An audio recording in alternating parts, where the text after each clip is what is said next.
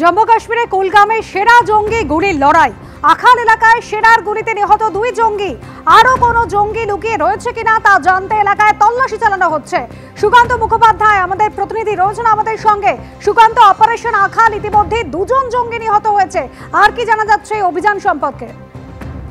দেখো, গতকালকে মাঝরাত থেকে এই অপারেশন শুরু হয়েছিল দক্ষিণ কাশ্মীরের কুলগাম জেলার এই আখাল ডিস্ট্রিক্টে, এবং সেইখানে কিন্তু গতকাল থেকে এই যে গুলির লড়াই, তাতে সকাল 7টা পর্যন্ত যে খবর ছিল যে একজন জঙ্গিকে নিকেশ করা সম্ভব হয়েছে, কিন্তু তার যারা আরো সঙ্গীরা রয়েছে তাদের খোঁজে বিভিন্ন যে এলাকাতে সেখানে তল্লাশি অভিযান চালানো হচ্ছে যৌথভাবে।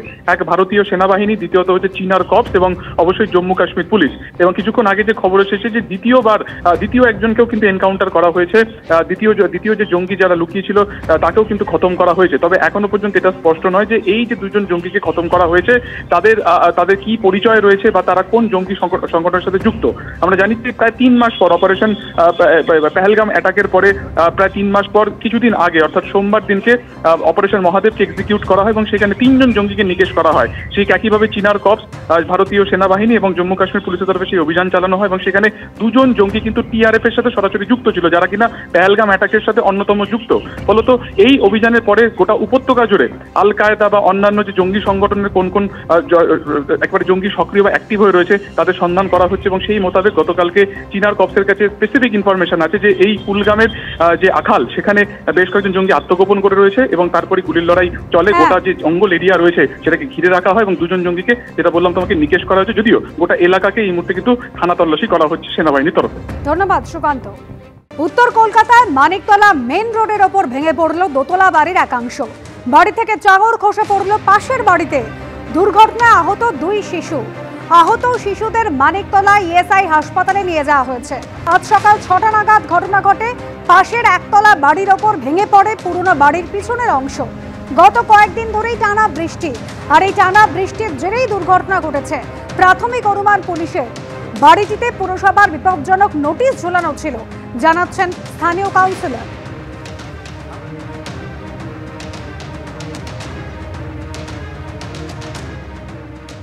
বছর 5 আগে আমরা এই বাড়িতে বিপজ্জনক বলে আমরা নোটিশ লাগিয়ে দিয়েছিলাম। কলকাতা কর্পোরেশনে ম্যাক্সিমাম এই বাড়িগুলোতে নোটিশ লাগানো পরে কোনো কিছু হয় না, লিটিগেশনের জন্য, শরিকের ঝামেলা।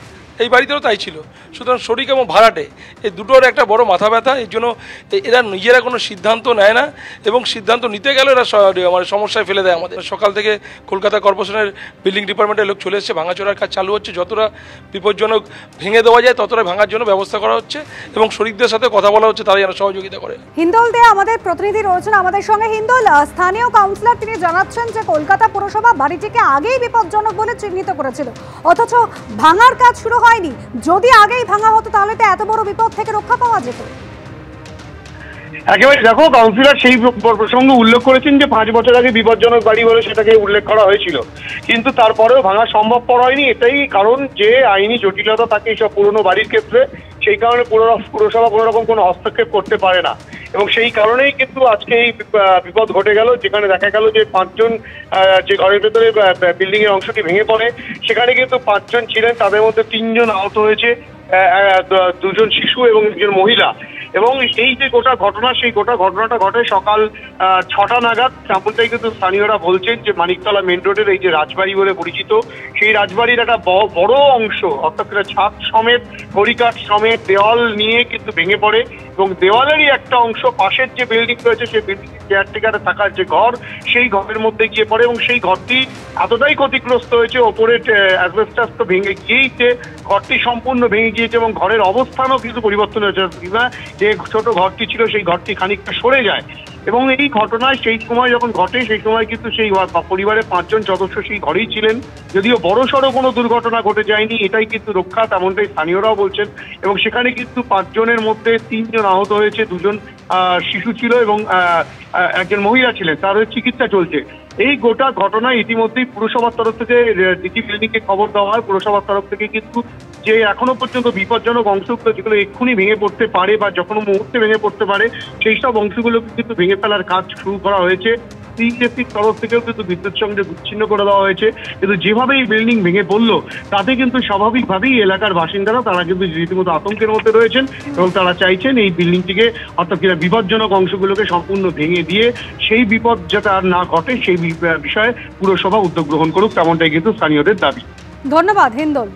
ওটাতেই ওর সবচেয়ে বেশি দুঃখ যে বিপজ্জনক ঘোষণা করার পরও কোনোভাবে বাড়ির শরিকদেরকে এক লাইনে এনে বাড়িটা বিক্রি করানো যায়নি, তাহলে ওখানে প্রমোটিং করতো। বিষয়টা হচ্ছে শুধু আপনি বিপজ্জনক বাড়ি বলে একটা পোস্টার মেরে দেবেন, হ্যাঁ, তারপরেই কি সেখানে কেটে যাবে? তা তো কেটে যাবে না। আমি মানলাম যে বিপজ্জনক বাড়ি কিন্তু শরিকি দ্বন্দ্বে আপনি কিছু করতে পারছেন না, তাহলে কর্পোরেশনের আইন পাল্টাতে হবে। কর্পোরেশনের আইন পাল্টাতে হবে, এমআইসিদের মিটিং এ আইন পরিবর্তন করতে হবে যে যেখানে যে বাড়িটা বিপজ্জনক, যেটা সমাজের জন্য বিপজ্জনক, সে বাড়িকে কর্পোরেশনের নতুন আইন করে ভেঙে দিতে হবে। সেখানে কোনো ভূমিকা না। আচ্ছা, যদি ভাঙতে না পারো তাহলে রাস্তায় রেলিং দিয়ে ঘিরে দিতে হবে। আসলে কর্পোরেশনের এতে কিচ্ছু যায় আসে না। কর্পোরেশনের এসবে কিচ্ছু যায় আসে না। তারা এই দিকগুলো তাকিয়েও দেখে না। রাজ্যে আদৌ কোথাও কোনো প্রশাসন আছে বলে আপনার মনে হয়? সকাল 6টা নাগাদ ঘটে দুর্ঘটনা। পাশের একতলা বাড়ির ওপর ভেঙে পড়ল পুরনো বাড়ির ছাদের অংশ এবং দুর্ঘটনার অভিঘাত এতটাই বেশি ছিল যে বাড়ি ভেঙে পড়ার পর দুজন শিশু এবং একজন মহিলা দুর্ঘটনা আহত হয়েছেন। স্বাভাবিকভাবে আতঙ্কিত সেখানকার মানুষ। রক্ষণাবেক্ষণ হচ্ছিল না, এটাকে বাড়ি প্রায় 1.5 বছর হয়ে গেছে প্রমোটারকে দিয়েছে, কিন্তু দুটো ভাড়াটে আছে, পেছন পোর্শন আর নিচের পোর্শন ভাড়াটে। এরা সেই কেস কামারি আজ প্রায় কথাই বলছে না, কোনো কেস কামারি চলছে। আর কেসের কপিও আমার কাছে আছে। পাশের বাড়িতে দুটো অ্যাডভেস্টার চালের মধ্যে দুটো বাচ্চা ছিল, সেই বাচ্চা দুটো ইনজুরি হয়েছে, ইএসআই নিয়ে গেছে, ওদের নিয়ে গিয়ে এখন ট্রিটমেন্ট করে ভালো আছে। এই বাড়ি এই পোর্শনটা কেউ ছিল না, আজ থেকে 1 বছর হলো এই বাড়ি থেকে চলে গেছে খারাপ কন্ডিশন দেখে। তখন টিটি হচ্ছে না, বাড়ি দিয়ে বেরিয়ে গেছে। আচ্ছা, আজ সকালে শুধুমাত্র কাকুরগাছির এই ঘটনাই নয়, গত কয়েকদিন ধরে যেভাবে টানা বৃষ্টি হচ্ছে তার জেরে কলকাতায় একাধিক বাড়ি ভেঙে পড়েছে। 29 তারিখ মুচিপাড়ায় বাড়ি ভেঙে পড়ার ঘটনা ঘটে। 29 তারিখেই নারকেলডাঙ্গায় ভাঙল বাড়ি।